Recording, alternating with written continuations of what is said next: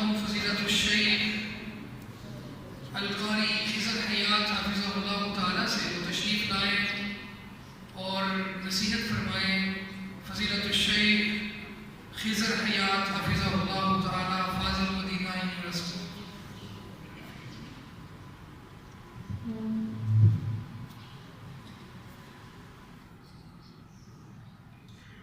السلام علیکم ورحمۃ اللہ وبرکاتہ. الحمدللہ والصلاۃ والسلام علی رسول اللہ وعلی آلہ وصحبہ ومن تبع ہداہ، اما بعد.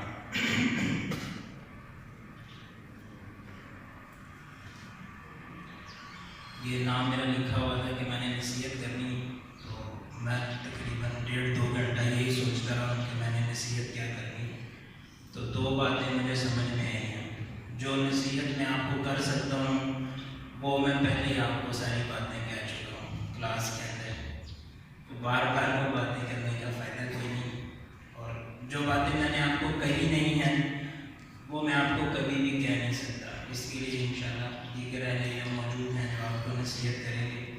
پروگرام میں نے سنا ہے، اس حوالے سے کچھ باتیں میں گزارش کر دیتا ہوں کہ تلاوتیں، نظمیں، تقاریر ماشاءاللہ سب ہی بہت اچھی تھیں، بہت اعلیٰ معیار کی تھیں، لیکن کچھ باتیں تھیں جن کا ذرا خیال اگر رکھا جائے تو زیادہ بہتر ہوگا.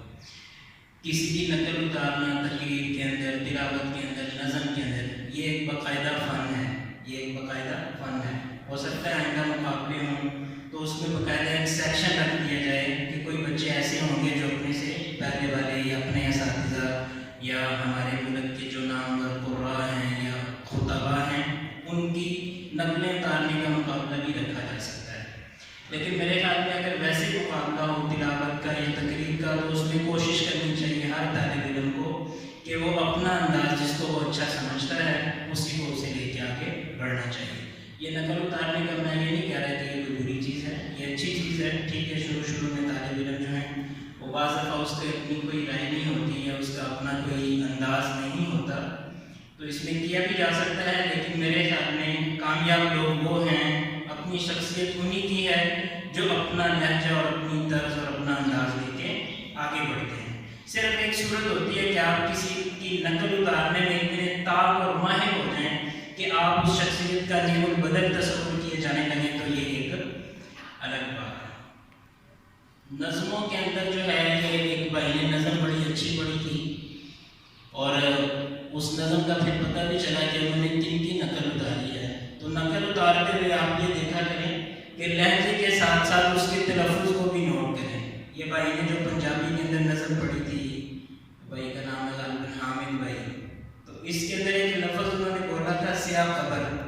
سیاہ قبر پنجابی کا یہ لفظ ہے. تو میں نے دیکھا ہے کہ انہوں نے پنجابی کے اس لفظ کو اردو کے انداز میں بولنے کی کوشش کی ہے، جس وجہ سے ان کی طرز بھی خراب ہو گئی ہے. تو اگر وہ اس لفظ کو اسی انداز میں بولنے کی کوشش کرتے جس طرح کہ جعفر طیار صاحب نے بولا ہے یا جس طرح پنجابی میں اس کو بولا جاتا ہے، تو شاید ان کی آواز جو ہے وہ مزید بہتر ہوتی ہے. یہ بالکل اسی طرح ہے جس طرح اردو زبان کے اندر لفظ بولا جاتا ہے آواز، لیکن پنجابی کے اندر اس کو آواز کہہ دیا جاتا ہے یا واجہ. میں واجہ ماریاں. تو اس بھائی نے نظم کے اندر آواز کو واج ہی بولا ہے اور یہ بڑا اچھا انداز ہے. اگر یہ واج کو آواز کر دیتے تو یہاں بھی یہ کام خراب ہو جانا تھا. اسی طرح یہ تقریر کرنے والے بھائیوں میں سے ایک بھائی ہیں نعمان یوسف صاحب، غالباً ان کا نام ہے مکمل. تو ان کی تقریر ماشاءاللہ بہت اچھی تھی اور اس میں سب سے زیادہ جو بہترین بات تھی وہ یہ تھی، مجھے نہیں لگتا کہ انہوں نے کسی کی نقل اتارنے کی کوشش کی ہے، بلکہ انہوں نے اپنے جذبات کو اپنے الفاظ میں بیان کرنے کی کوشش کی ہے. ایک بھائی تھے، انہوں نے تقریر کیا، ماشاءاللہ تقریر بہت اچھی تھی، لیکن اس کے اندر شعروں کا انہوں نے سارا، آپ کہہ لیں گے تھوڑی سی زیادتی ہو گئی شعروں کے ساتھ. وہ شعر یہ تھے کہ وہی غالب کا ایک شعر تھا تو وہ کہتے ہیں علامہ اقبال ہی کہتے ہیں، حالانکہ وہ شعر جو ہے مشہور ہے کہ وہ غالب کا ہے کہ رگوں میں دوڑتے پھرنے کے ہم نہیں قائل، جو آنکھ ہی سے نہ ٹپکا وہ لہو کیا ہے. تو یہ غالب ایک بڑے مشہور شاعر ہیں اور شعراء کے ہیں. غالب جو ہیں وہ اقبال سے بھی بہت بڑے شاعر ہیں، لیکن چونکہ اقبال ایک اسلامی نقطہ نظر سے اور ان کی شاعری کے اندر انقلاب بھی موجود ہے، اس لیے ہمیں اقبال زیادہ اچھے لگتے ہیں. تو غالب کی مشہور غزل ہے کہ بات پہ کہتے ہو تم کہ تو کیا ہے، یہی کہو کہ یہ انداز گفتگو کیا ہے. اسی میں ایک یہ شعر ہے کہ رگوں میں دوڑتے پھرنے کے ہم نہیں قائل، جو آنکھی سے نہ ٹپکا وہ لہو کیا ہے. اسی بھائی نے ایک اور شعر بھی پڑھا ہے، تو اقبال کا اس کے ساتھ کوئی تعلق نہیں. یہ بہت سارے شعر ایسے ہیں جس طرح حضرت علی رضی اللہ تعالیٰ عنہ کے اقوال پڑھے ہم نے گھڑے ہوئے ہیں، اسی طرح بہت سارے لوگوں نے شعر بھی علامہ اقبال وغیرہ کے نام سے کیے ہوئے ہیں. تو اگر ہو سکے تو کوشش کیا کریں کہ شعر جو ہے وہ جس شاعر کا ہو اس کو اسی طرف منسوخ کریں. اور جب آپ کے اندر یہ تڑپ پیدا ہوگی کہ آپ نے شعر کو یا قول کو یا کسی بھی چیز کو اس کے اصل حوالے کے ساتھ بیان کرنا ہے، تو آپ محسوس کریں گے کہ بہت ساری غیر ضروری چیزیں جو ہے وہ آپ کی گفتگو سے ختم ہو جائیں گی. اب یہ جو دوسرا شعر بھائی نے پڑھا تھا وہ بالکل ہلکا سا شعر تھا، اس شعر کی وجہ سے ان کی تقریر کے اندر کوئی حسن نہیں آیا، بلکہ ایسے ہی وہ پھسا سا شعر تھا، لیکن انہوں نے سمجھا کہ شاید یہ اقبال کا شعر ہے تو اس لیے اس کو ذکر کر دینا چاہیے.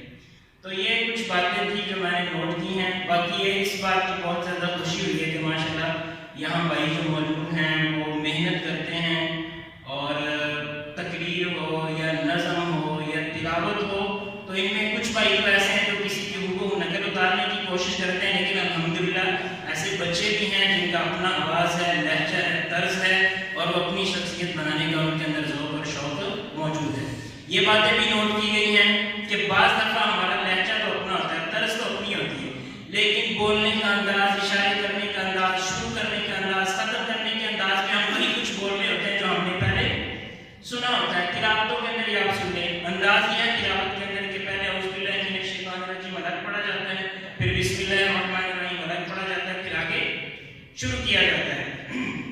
حالانکہ جو بڑے قرآن ہیں وہ اس کے اندر تبدیلی بھی کر لیتے ہیں. وہ بعض دفعہ یہ تبلاوی وغیرہ کو آپ سنیں گے تو اعوذ باللہ من الشیطان الرجیم پڑھنے کے بعد بسم اللہ الرحمن الرحیم لقد کان لکم فی رسول اللہ اسوۃ حسنہ. اگر آپ اس طرح کی تبدیلیاں اپنی تلاوت کے اندر لے جائیں گے تو اس کا مطلب یہ ہے کہ آپ کے اندر یہ شوق ہے کہ آپ دنیا کے سامنے کوئی انوکھی اور منفرد چیز پیش کریں. یہ ایک چھوٹا بھائی تھا، اس کو سن کے مجھے بڑی خوشی ہوئی. انہوں نے صدق اللہ العظیم کہنے کی بجائے کہا صدق اللہ العلی العظیم.